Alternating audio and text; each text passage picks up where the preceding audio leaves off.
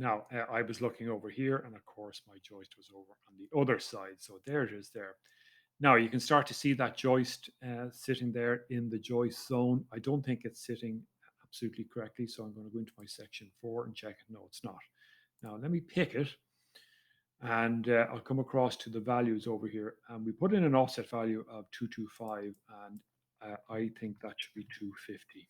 Yeah, so that's perfect. So that joist is sitting absolutely perfectly underneath the floorboards and in the joist zone as such. All right. Now that it's done, and I'm happy that I have those dimensions in my head and everything, I'm going to select it and delete it.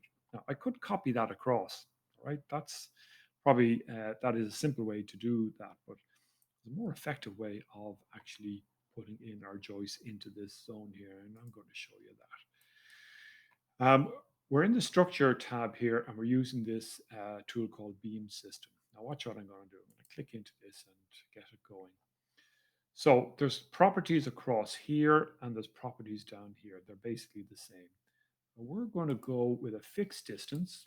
Um, we're going to put in a distance of, say, 400. I'm going to do these 350, maybe 350 centers, right? 350 centers. Yeah, I'm going to use the justification of center here. And you can, there's other options I've got there. There's beginning, end. I'm just going to do center here for the moment.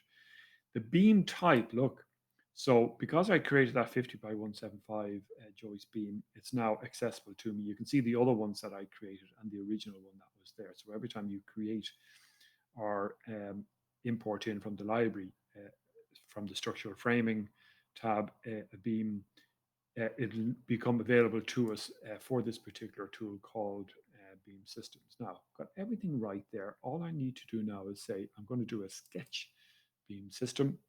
I'm going to use my rectangular tool, and we're going to go right to the wall here, all the way across here and to that point there. Now, the important thing here are these two lines because that is the direction that the beams are going to run in.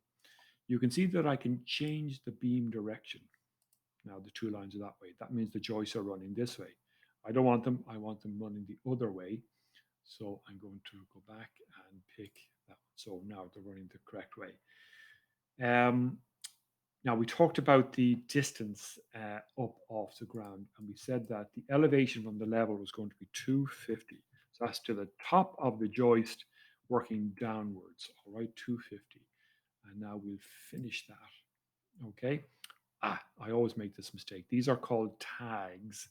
We don't want those. So I'm just going to do a one undo. And here under identity data it says tag new members, and we're going to hit the drop down box here and say none. Now I'll hit that right into my sectional 3D, and now you can see that my joists are running all the way across there. If I go into my ground floor plan and I swap into a wireframe mode, you can see all of my joists.